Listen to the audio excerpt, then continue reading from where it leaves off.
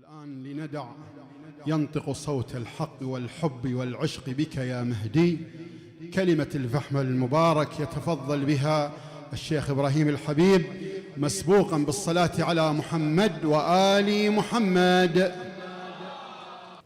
أعوذ بالله السميع العليم من الشيطان الغوي اللعين الرجيم. بسم الله الرحمن الرحيم، والحمد لله على ما أنعم، وله الشكر على ما ألهم، والثناء بما قدم من عموم نعم ابتداها وسبوغ آلاء أسداها، والصلاة والسلام على نبينا محمد وعلى أهل بيته الطيبين الطاهرين. قال تعالى: بسم الله الرحمن الرحيم: وأشرقت الأرض بنور ربها. صدق الله العلي العظيم.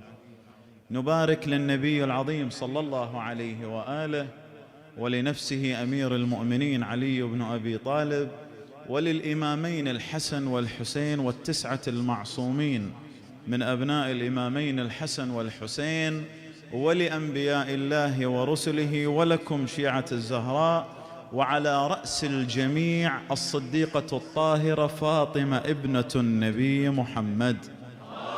اللهم صل وسلم على محمد.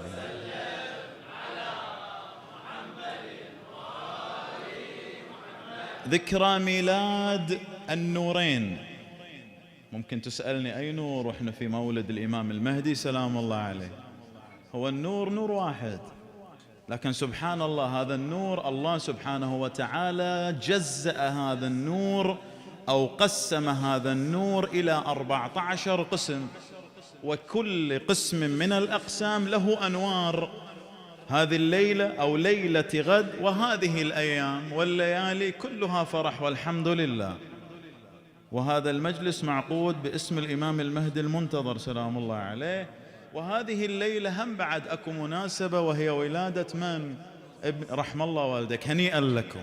الحمد لله نطمئن على شيعة أمير المؤمنين سلام الله عليه، ولا بد أن هؤلاء يذكرون.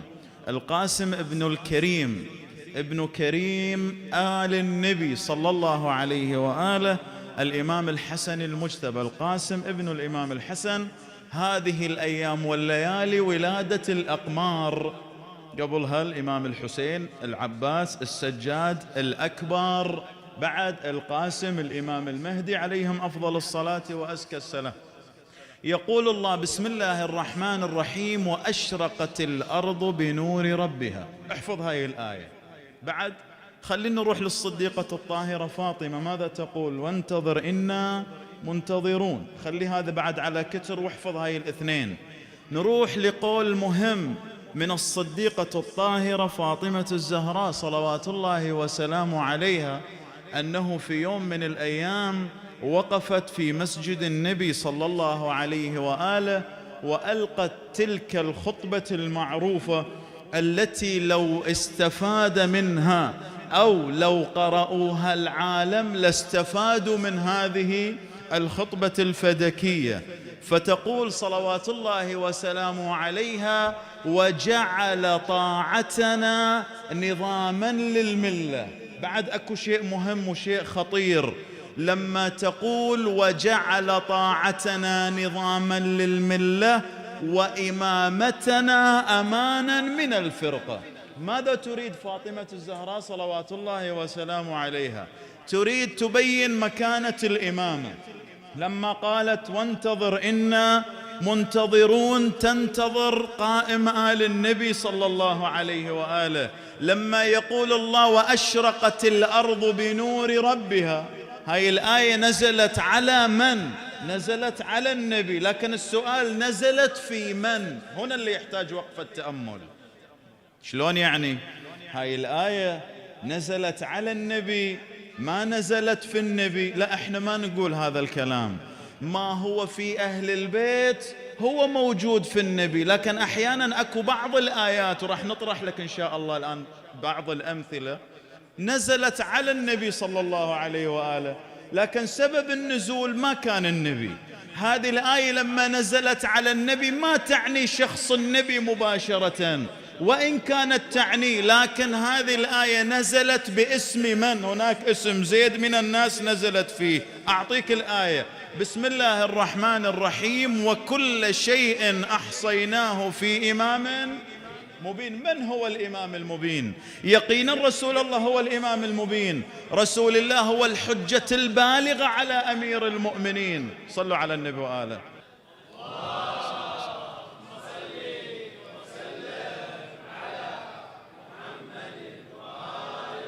فلما يقول الله سبحانه وتعالى وكل شيء أحصيناه في إمام مبين، نعم رسول الله هو الإمام المبين وهو الحجة البالغة على أمير المؤمنين. لكن السؤال، هذه يقينا نزلت في رسول الله، لأن القرآن ما ينزل إلا على من؟ على النبي. لكن خاصة بمن؟ سبب نزولها من؟ هو علي بن أبي طالب. لا يجي واحد يخالف، أنت مغالي في علي، هي نزلت في النبي. نعم نزلت في النبي، ما نجرد النبي من هاي الآية، ولكن سبب النزول سورة الإنسان، سورة الدهر، ويطعمون الطعام على حبه مسكينا ويتيما وأسيرا إنما نطعمكم. هاي لما جاءوا الثلاثة وطرقوا الباب ودفعوا 5 الأقراص، هل كان النبي موجود في البيت؟ يقينا مو موجود. إذن هاي الآية نزلت على من؟ على النبي. لكن سبب نزولها من؟ علي وفاطمة والحسن والحسين وخادمتهم فضة. هناك بعض الآيات تشير إلى زيد من الناس، هي موجودة في النبي، لكن سبب النزول وأشرقت الأرض بنور ربها، هاي سبب نزولها من؟ وانتظر إنا فاطمة تتكلم. من الذي تنتظر الزهراء؟ تنتظر هو الإمام المهدي صلوات الله وسلامه عليه. وأشرقت الأرض بنور ربها، أي بخروج الإمام وظهور الإمام، فهو رب الأرض. الرب لها عدة معاني، مرة تقول الرب هو الله ولا إله إلا الله سبحانه وتعالى، مرة ثانية تقول لا، الرب بمعنى الراشد والمرشد والمربي والراعي. ما يصيحون على والي الأمر في البيت بأنه هو رب خلونا نروح للصديقة الطاهرة فاطمة، تتكلم عن الإمامة. هاي الإمامة من وين؟ هاي الإمامة ما تكون لا من رسول الله ولا من الإمام علي أمير المؤمنين ولا من الصديقة الطاهرة فاطمة صلوات الله وسلامه عليها. إني جاعلك للناس، فمن الذي جعل إبراهيم إماما؟ هو الله سبحانه وتعالى. إذن الإمامة تكون من الله. دعونا نتكلم في حق 4 نعم أطلق عليها بالنعم الأربع. شنو النعم الأربع؟ يقولون من نعم الله علينا سبحانه وتعالى أنه أوجدنا، أنه خلقنا وأوجدنا من عدم إلى وجود. فوجودك في هذه الدنيا هي نعمة من الله. بعد نعمة الوجود احفظها وراح نتكلم فيها الآن. النعمة الثانية نعمة العقل.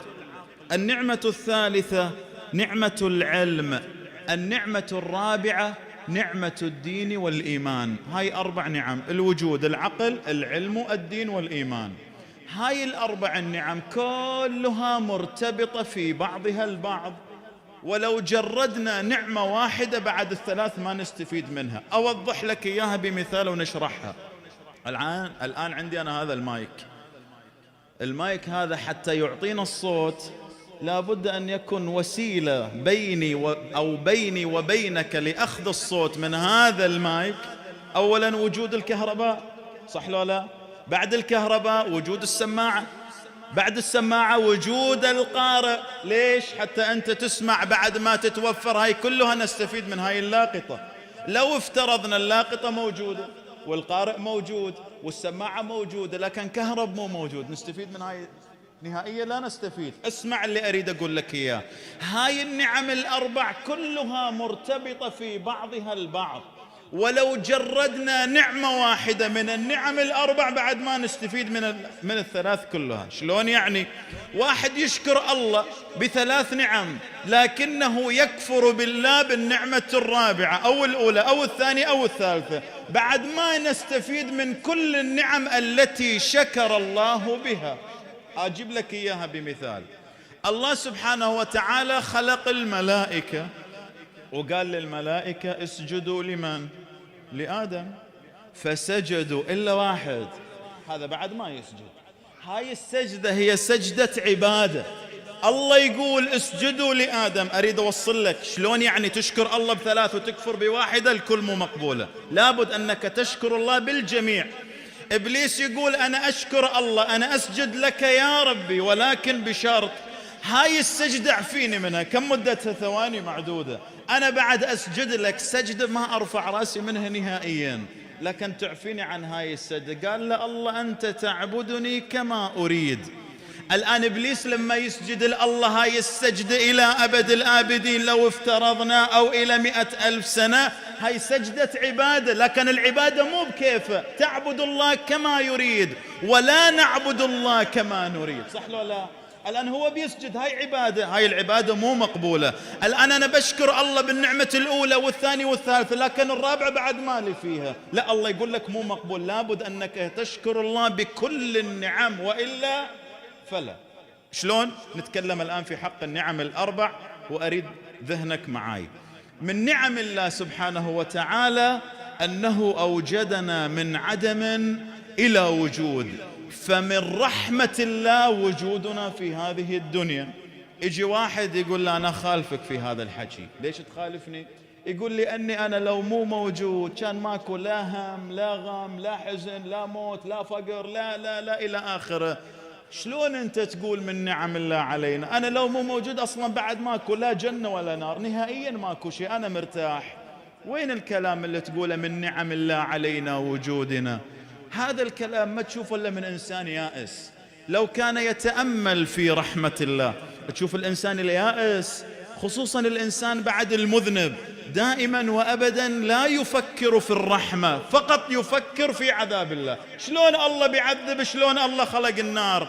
ثق بالله، ترى رحمة الله يقول عنها أمير المؤمنين وسعت كل، ترى عذاب الله ونار الله مهما كانت النار كبيرة إلا أنها صغيرة أمام رحمة الله، ورحمة الله وسعت كل شيء.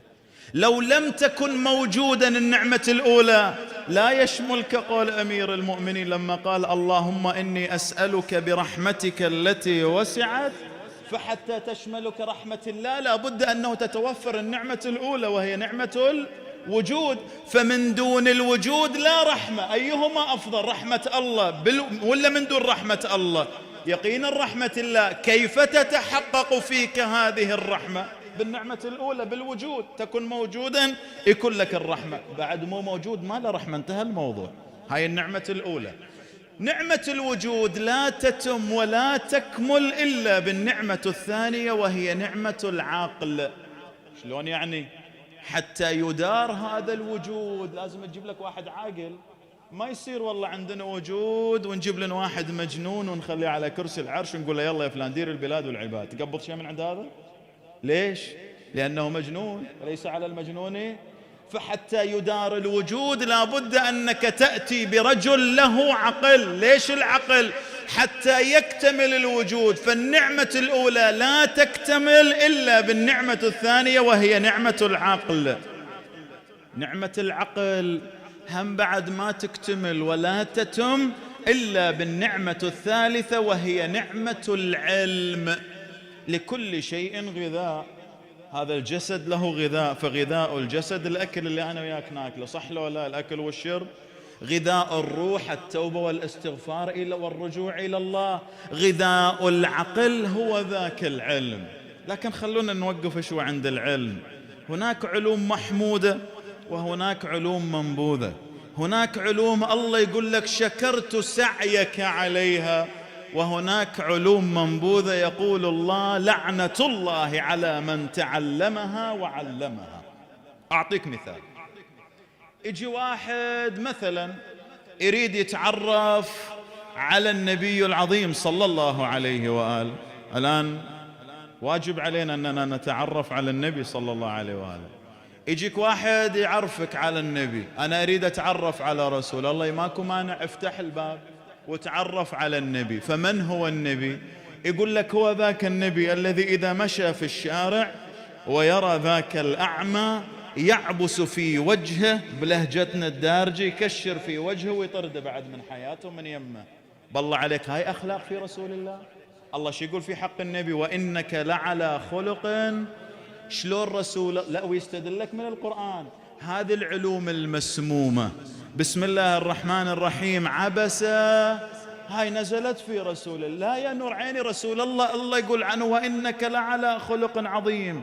قال له أنت شلون يعني أنت تخالف؟ لا أنا ما خالف، لكن أنا ما خبرت أن القرآن يناقض نفسه. يا أما أنه على أخلاق عظيمة وهو كذلك، أو أنه لا أخلاق له وحاشا رسول الله. أو يجيك واحد عاد هذه مرة واحدة قوية وبالفعل يلعن عليها من الله. يجيك واحد يقول لك رسول الله هو ذاك الساحر المجنون ويستدل لك من القرآن، أو أنه إذا تكلم لا يعرف ماذا يقول. سبحان الله العلي العظيم. هذه علوم مو محمودة، هاي علوم منبوذة. إذن ما هي العلوم المحمودة؟ ومن أين تأخذ العلوم؟ فاسألوا أهل الذكر إن كنتم. أنا والله أريد أتعرف على نبي الله موسى، فرعون أخذ من عنده شيء. أريد أتعرف على نبي الله إبراهيم، ما يفيدني النمرود. أريد أتعرف على النبي، لابد أروح لمن؟ لصاحب البيعة. علمني رسول الله 1000 باب من العلم يفتح لي من كل باب 1000 باب. هذا من؟ علي بن أبي طالب. أنا مدينة العلم وعلي. انتهى الموضوع. أريد أتعرف على رسول الله، عاد هاي أريدها بأعلى الأصوات لفاطمة الزهراء. يقول تريد تتعرف على النبي، روح لفاطمة. فاطمة مولاتي، من هو المصطفى؟ وراح نختم بالإمام المهدي سلام الله عليه ونشوف غاية الزهراء. من هو المصطفى؟ تقول لك هو ذاك النبي العظيم الذي إذا أراد أن يتوضأ، بعد ما توضأ رسول الله بس فكر يتوضأ، ترتعد فرائصه خوفا من الله، يغمى عليه، يصفر لونه. هو ذاك النبي العظيم الذي إذا وقف في محرابه ليصلي صفت الملائكة خلف النبي صفوفا صفوفا وصلت بصلاة النبي العظيم محمد. اللهم صل على محمد.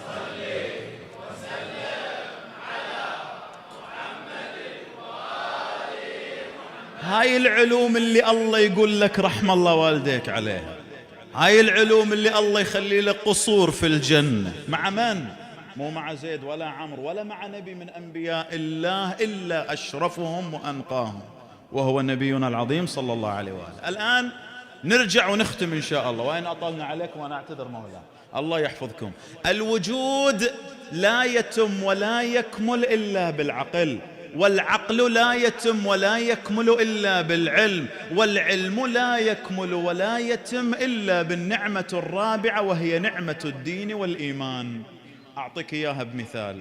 واحد موجود، هذا موجود، النعمة الأولى متوفرة، النعمة الثانية بعد متوفرة نعمة العقل، النعمة الثالثة متوفرة نعمة العلم. نقف هنا، هاي 3 نعم متوفرة. قلنا لك تشكر الله بالأربع وإلا فلا. واحد موجود، هاي النعمة الأولى، النعمة العقل موجودة، النعمة الثانية، النعمة الثالثة نعمة العلم موجودة، لكن النعمة الرابعة هم موجودة لكنه لا يعمل بها، لا يشكر الله بها. بعد ما استفدنا شلون؟ ال3 موجودين، الوجود، العقل، العلم، لا ويعلم علم اليقين بأن الزنا والعياذ بالله حرام، صح لا لا؟ والدين والإسلام حرم الزنا ويتوجه للزنا ويزني والعياذ بالله. لو كان عند النعمة الرابعة لما زنى، والزاني جزاؤه وين؟ جهنم. فمن كان موجودا وشكر الله بالوجود، وعنده العقل وشكر الله بالعقل، وعنده العلم ويعلم وشكر الله بالعلم، لكنه توجه للزنا، استفدنا من النعم ال3 شيء؟ لا نستفيد. إذن حتى يكون له رادعا لابد أن النعمة الرابعة تكون موجودة، وهي نعمة الدين والإيمان. ليش الدين والإيمان؟ حتى يشكر الله بالوجود والعقل والعلم، ولا يشكر الله إلا بالدين والإيمان. إن شاء الله واضح يا مؤمن؟ خليني أقول لك هم بعد ترى الدين والإيمان ما كان كامل في يوم من الأيام، إلا أنه بين عشية وضحاها ينزل جبريل يا أيها الرسول. وين راح فكرك؟ لصاحب البيعة، ها؟ وهم بعد هذا الليل مبايع إمامنا المهدي، يوم ندعو كل أناس لكن إمام الأئمة وإمام إمامنا المهدي هو أمير المؤمنين علي سلام الله عليه. وينصب علي بعد التنصيب. وش تقول الآية؟ اليوم أكملت لكم، يعني دين الله النعمة الرابعة لم تكن مكتملة إلا متى؟ بعد ولاية علي بن أبي طالب، وجعل إمامتنا أمانا من الفرقة. من المتكلمة؟ فاطمة الزهراء. إن شاء الله الحكي واضح يا مؤمن. إذن ولاية علي بن أبي طالب، ولاية الإمامين الحسن والحسين، ولاية الإمام السجاد والباقر والصادق والكاظم والجواد، بعد والهادي والعسكري وإمامنا المهدي لا تتم قائم آل محمد. اللهم صل على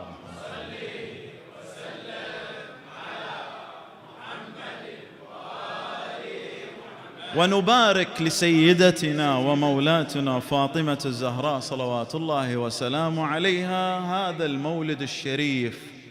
نسأل الله العلي العظيم أنه يعجل لوليه الفرج ويسهل له المخرج، ويجعلنا الله وإياكم من أنصاره ببركة فاطمة ابنة النبي محمد.